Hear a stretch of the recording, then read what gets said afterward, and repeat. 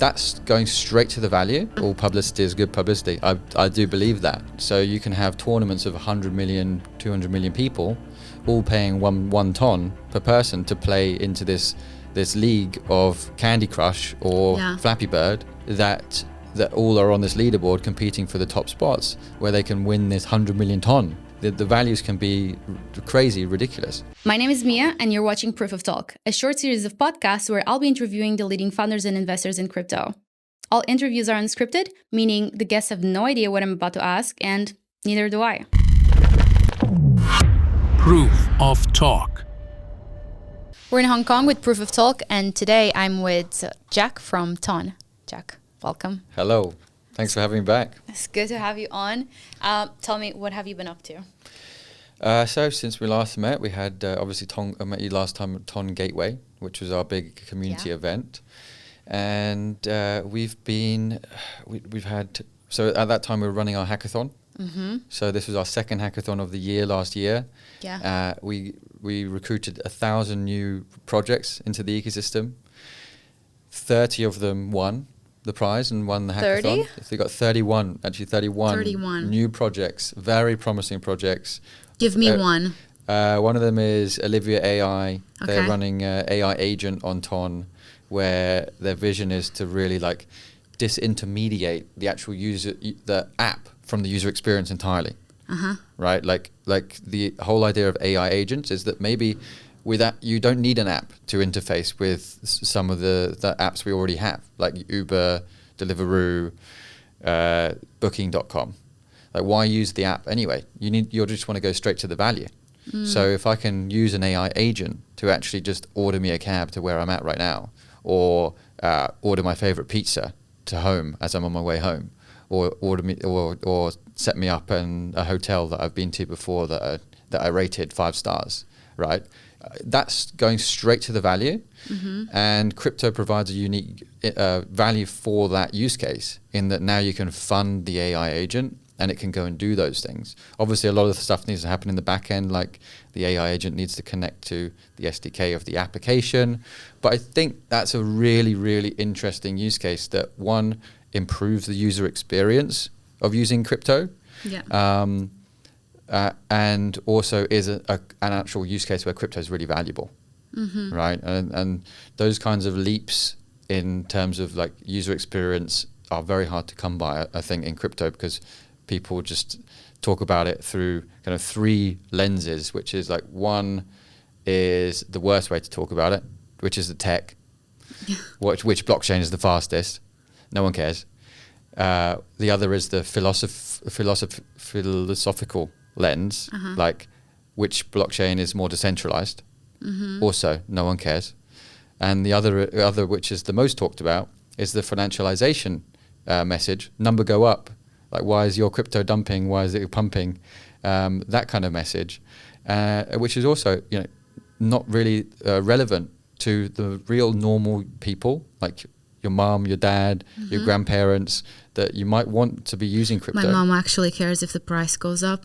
Oh, really? No, I'm joking. Go on. Well, no. I mean, obviously, we care if the price goes up, but it shouldn't be it shouldn't be the whole thing. Yeah. It shouldn't be everything we're talking about. Like, this is new technology that's meant to do something valuable. Yeah. Let's talk about the value. And if we can talk about the value, then we might start to shift this image around crypto, which is like, oh, it's full of scams, or it's like it's not cool. But like outrage marketing has always worked, like even outside of the industry. I think we get a ton of attention every time something goes bad, because similarly to some stuff inside of the industry, crypto is such an easy target. Like, people love to make like a bad headline about it. Absolutely. And like we could I agree with you, but I think also on the other side, it's like, maybe we don't fight against it. It's just like, talk as much as you want to talk, because at least there's more awareness. The only thing is, obviously, if it's actually factual that people are scamming a lot, it's not safe and so on. Like the amount of stories, the amount of bad actors in the industry, that needs to be tackled. You're absolutely right, but if we're constantly being looked at through this lens of like everything in crypto is a scam, nothing in crypto that's valuable can get taken seriously. Yeah. And so this is a really thing. Although it grabs us a lot of attention, and that's good in a way. Like I'm come from a marketing background. Yeah. You know, all publicity is good publicity. I do believe that, but the publicity that we've been getting for years now has been the wrong kind of publicity.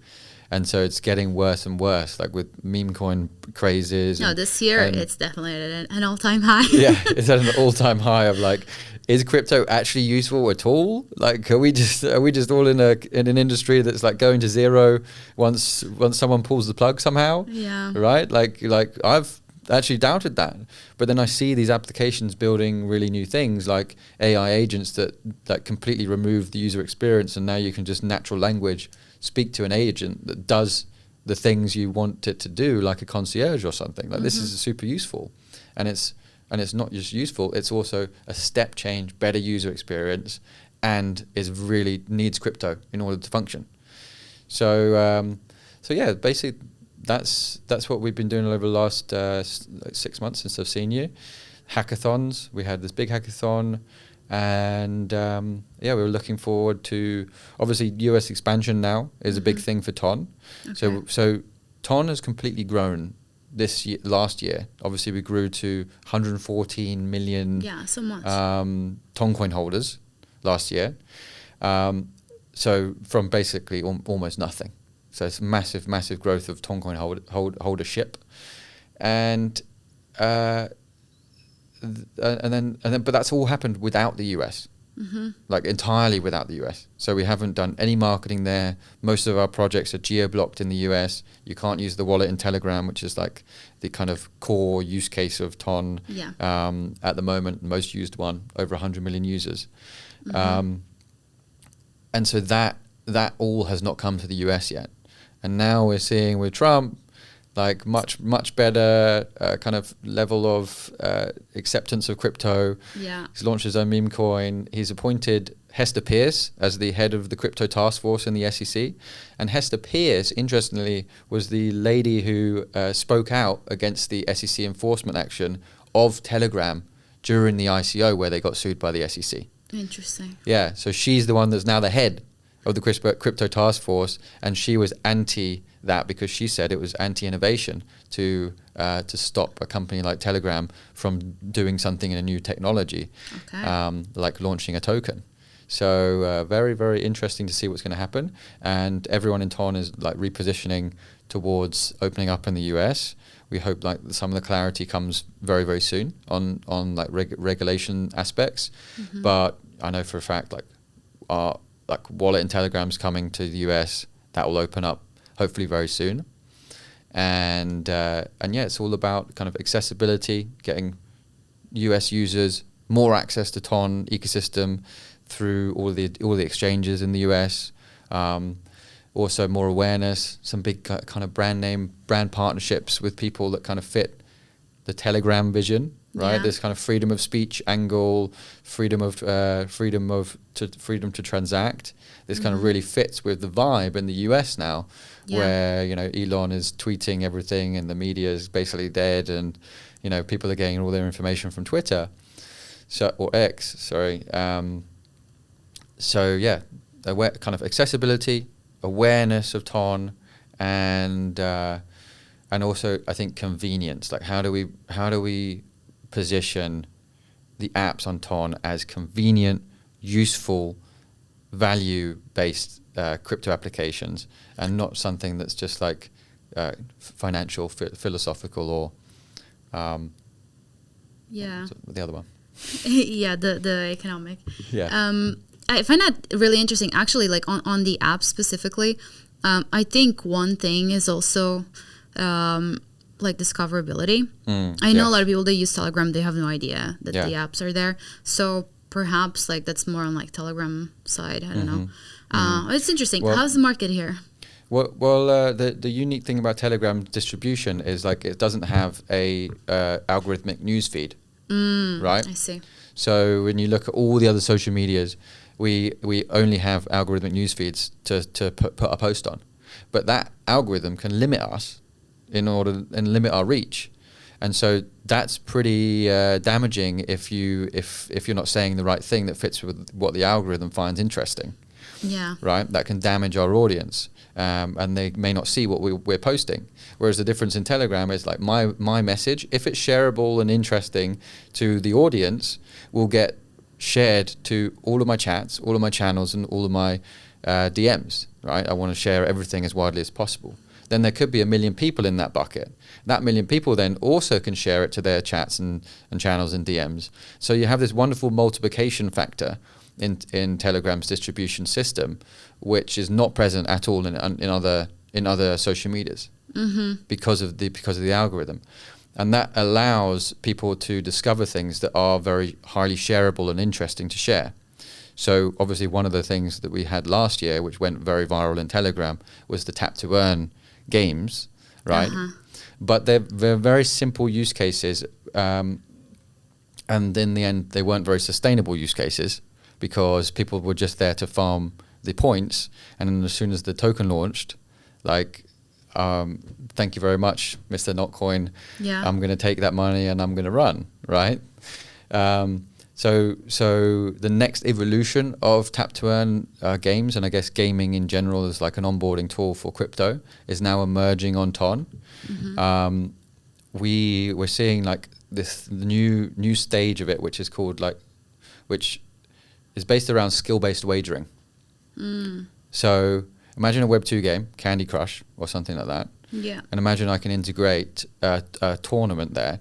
And I can put, say, in order to play me at Candy Crush, you need to put 1 ton in. Okay. Yeah? And so I send you the link. I say, hey, beat me at Candy Crush. And you win my ton. Then you buy in 1 ton. So that's one of the great things about Telegram is like the things that get shared are enriching to the social experience. And so now these games can be shared. That's interesting. And you feel like it's more fun than just like a normal tap to earn game, or even just a game that you're playing, casual game you're playing yourself on your own. Yeah. Right? Now I can play against someone. More social. Yeah. Yeah. And so I actually think these can grow massive. And I think they're much more of a Telegram native use case for crypto. They need some sort of like app store like interface so people can find these games. But I think that's interesting. It reminds me a little bit when Facebook had also like the different games with like Farmville and stuff. Some of it was social in the beginning, or even like Messenger. I think you could like play some games before. I don't know. There's some I could see it working well because we've seen this before. Yeah. You touched something there that I think it's interesting to cover. The comparison of the network effects of social media versus messaging apps, which are now put into the same bucket as social media, but intrinsically like the dynamic is different, and particularly on network effects, it's very different. Yes. And if you're growing something within it, it must be really interesting, mostly from your perspective with the marketing background. Yeah, I think it's one of the most interesting parts about Ton is the distribution of Telegram, because we're now exclusively partnered with Telegram. So that actually happened since I last spoke to you. But Ton Foundation exclusively partnered with Telegram in order to make sure that you can only use Ton Connect. So you can only connect to Ton blockchain through a mini app, and no other Wallet Connect protocol is allowed inside of Telegram. Pretty cool for a couple of reasons. One, it's much safer for the user. If you can imagine, like every mini app has a different Wallet Connect protocol, right? And you're as a new user to crypto, going and using an unfamiliar interface to connect to a blockchain. Like, how are you to know if that's a scam or not a scam? And then as soon as you connect your wallet, like your money can be drained away. Oh, we know. Yeah, exactly. So Ton Connect does not allow wallets to drain any funds from when they connect it, right? So it's much safer. And then second reason is from a like technological side, Ton Connect is like the easiest user experience for people, and we don't want to confuse people on like connecting to a blockchain. So So yeah, that happened last month. And sorry, what was your? What's coming now? Tell me what's coming up for TON. So US expansion, the biggest. Okay. That's probably the one of the biggest things. As I said, access and awareness and convenient and highlighting convenient applications. This new kind of skill-based games, I think, will replace tap-to-earn games, right? Because they're equally as engaging. We're way more fun, and they're way more shareable, and they can grow to many more millions of users, right? So the tap-to-earn games, they kind of brought in everyone into their app.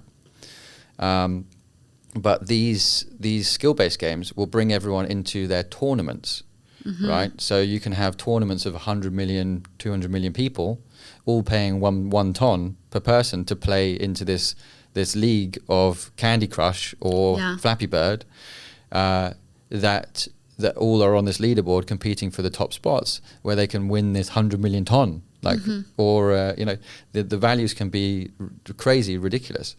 And I think it really will become a big part of how we onboard people to crypto, and how we also create that wealth effect, which has been missing in TON, of like, instead of it having to be trading related, it's gaming related, right? The wealth effect doesn't come from trading tokens. It comes from playing people in these games and winning, because there's so many games available to be played. I see, yeah. Yeah, so it's really interesting. Yeah, I'm super excited about that. I think that also makes a much more sustainable model for the games themselves once they launch a token. Yeah. Because now I have this revenue source in the gameplay, and so the more users I have actually means the more money I have, right? The more users playing the game means that I'm getting a percentage of the revenue for this tournament. And if my game is the tournament, like having the most tournaments, right, then I'm making the most revenue out of the ecosystem, and then my token then can be bought back at levels of like using that revenue. It's gonna mess up our productivity, because we're on Telegram like being productive, and then all of a sudden, let's play some game. Yeah, I can imagine that like disrupting the routine. Yeah, sounds like a really good idea. For everyone watching, where can they find you? So people can find me on Twitter at jbfxdotme.me. Also, I am. That's probably the best. That's the best one. Best okay. One, yeah. Okay. Well, Jack, it's been a pleasure. Thank you so much. Thank you so much, Mia. Good to see you again. Proof of Talk.